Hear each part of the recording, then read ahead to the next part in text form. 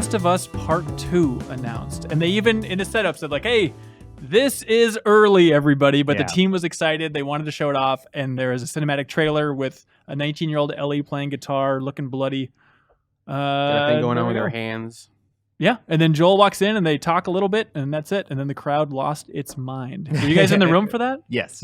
I do want to go behind the scenes with your experience, Andy, because you had a weird one. Because then later that day, you hosted a panel all about Last of Us Part 2 with Neil Druckmann and the two actors. Yeah, Ashley Johnson and Troy Baker. Yes. How did that come about? What was that like? Well, I actually I think on Wednesday before I got a call that asked me if I wanted to moderate the panel for the Uncharted game. Oh, okay. So I was like, yeah, that'd be fun. I've played a lot of Naughty Dogs in my life. Let's put games in my life. So I was excited, and it was a unique opportunity. And then I just happened to get in Thursday morning for the Game Awards.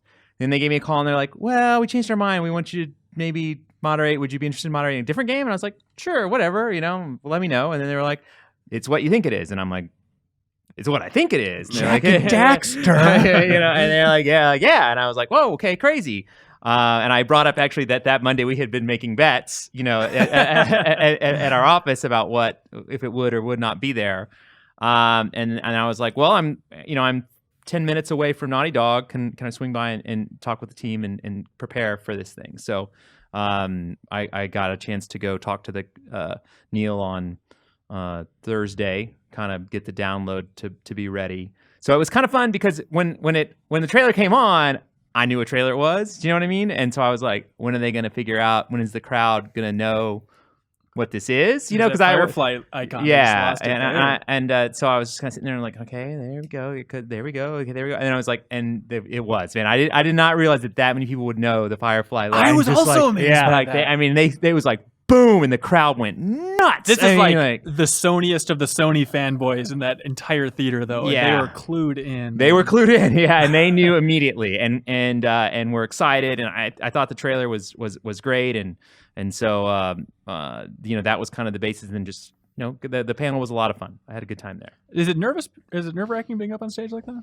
I think they get a little bit of butterflies, but I was in sounds stupid. I was in a band for a long time. Reiner knows about this. Eventually, you kind of like, I'm either going to screw this up or I'm going to do it well.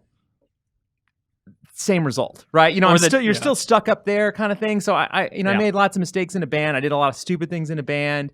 You get used to just like, if I'm going to do it in front of one, I'm going to do it in front of 3,000, 100,000, whatever it is, it just starts to kind of not matter. So all those years of being in a band definitely prepared me for just not really care. I mean, I care. It's not that I don't care, but it's like you just don't focus on that. If you focus on that, I think you'd go crazy. But just don't focus on that. So did you get a better sense of how early this thing is? In production? Like, where is this at? Well, it's Naughty Dog. They don't like answering questions, right? And so, and to be fair, it's because they're working on it. I mean, I think, if I had to guess, I don't think it's a 2017 title, right? So that puts it in 2018. But I think they want to try to finish what they're doing and tell the story they want to tell. I think, the last game did so well for them, and Uncharted doing well for them. I think, they're kind of. This is my opinion, right? I feel like they're kind of. They're a very important part of the PlayStation success, right? And so I think they get the time to do what they want to do well. And, the process for a game like this that's so narrative driven, they've got all these ideas out there. That was kind of one of the stories I told around here was that, I ran into Neil just after Uncharted 4 came out at E3, and I was like, okay, it's great to see you, Neil, but what are you doing here? Like, you should be on vacation. You should be you guys like worked your tail off to finish Uncharted 4.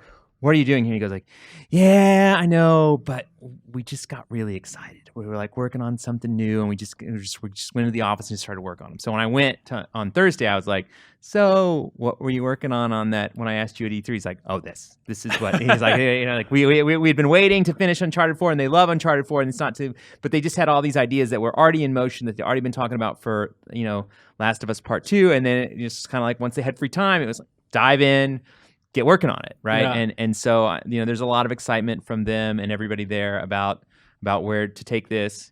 And I thought it was really interesting, just talking to him about it, not on a giant stage, just that, they went through all the stuff, they said, should there be a sequel? Like, should there be a sequel? Like, should it just be Last of Us, done? We told the story. There's no more. And I think, I mean, I saw people like making fun of the name Part 2, but I really got the sense from them. And it was important that it was Part 2 because they didn't want to feel like it was ignoring what they did, ignoring what made Last of Us great.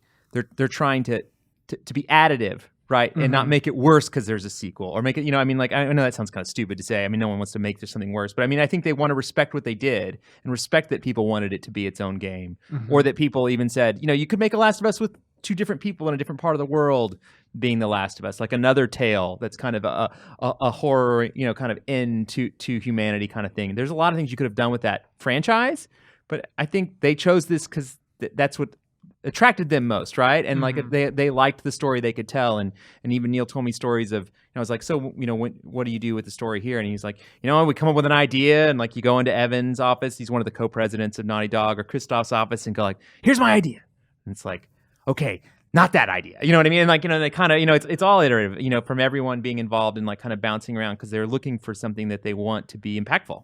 Right? I was amazed that Ashley Johnson said that Neil pitched Last of Us Part 2 alongside the Left Behind DLC.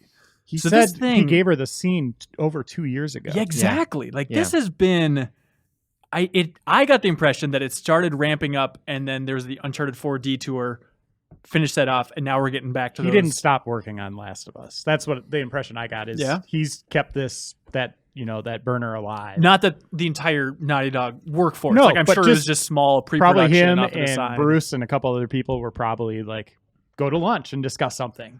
Like, I'm going to punch out the scene, send it to Ashley, see what she thinks about this. Could she do something like this? Well, you mentioned Bruce. That's the interesting part. So he was the game director for Uncharted 2, Last of Us. He is not going to be directing it this time around. Don't know that yet. So he's off on vacation right now. Neil is co-writing with Hadley. She's from Westworld, from HBO. Haley Gross, isn't it? Yeah.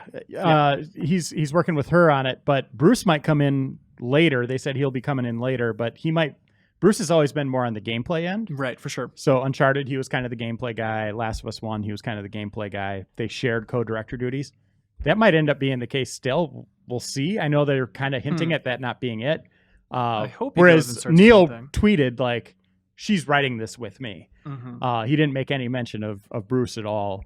But we'll see. Right, we'll see what role he has in the end. But I think she'd worked on Uncharted 4 before. I mean, I think that she'd done work with Naughty Dogs before, and I think it's important to note too that, kind of to my previous conversation. I mean, even if Bruce comes in and is working on another project, I mean, they all have feedback on their games. Oh, right? Yeah, you know what I mean? Like the whole kennel.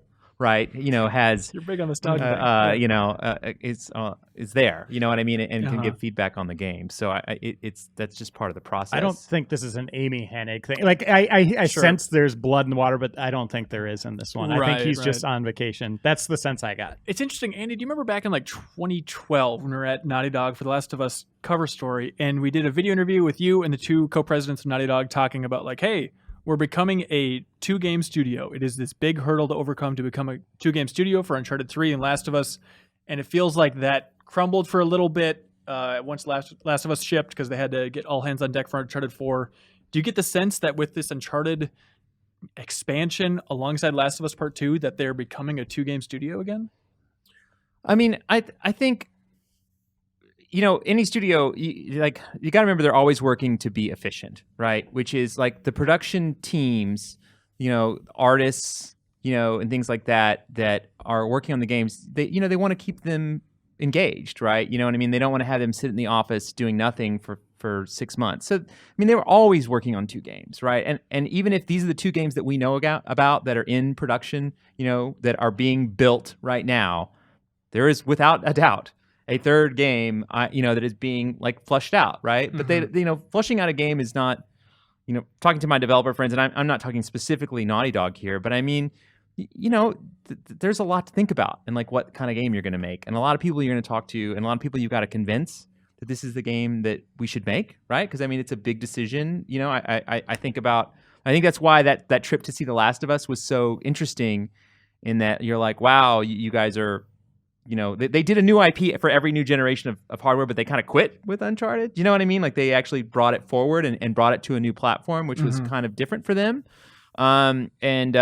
So they'd done that, but I felt like it was just a complete departure from things they'd done in the past, right? As far as Last of Us goes. And I think that speaks to the studio spending time and thinking about what they're going to make and like where they're going to go and what directions they're going to go. So I would imagine, you know what I mean? Like, and maybe that's the opportunity that Bruce is taking or something like that like, hey, they're probably looking for a new idea. They're probably looking for something new and different. And like, if Bruce gets an opportunity to go do something on his own or Neil gets a chance to do a game on his own, wow, I think those two guys might have earned it. Yeah. Right? And I think those two guys know, I mean, they, at least any experience I've had with them, they're very smart and very talented.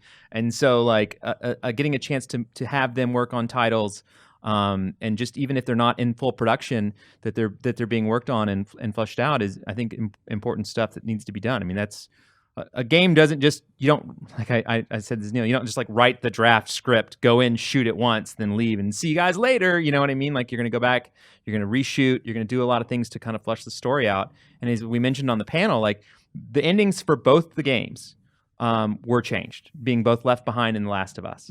That they had an ending that they thought was the one they wanted, and people like even he said just people throughout Naughty Dog were like, "Dude, we're not showing this. We need to show this. Like this needs to happen." And and they just have to go through all the hoops to get that done. And now they do that for the entire game for Last of Us Part 2 again and again and again. Yeah. Thank you so much for watching this excerpt from the Game Informer Show podcast. You can click right here if you want to subscribe and listen to the audio version of the full show.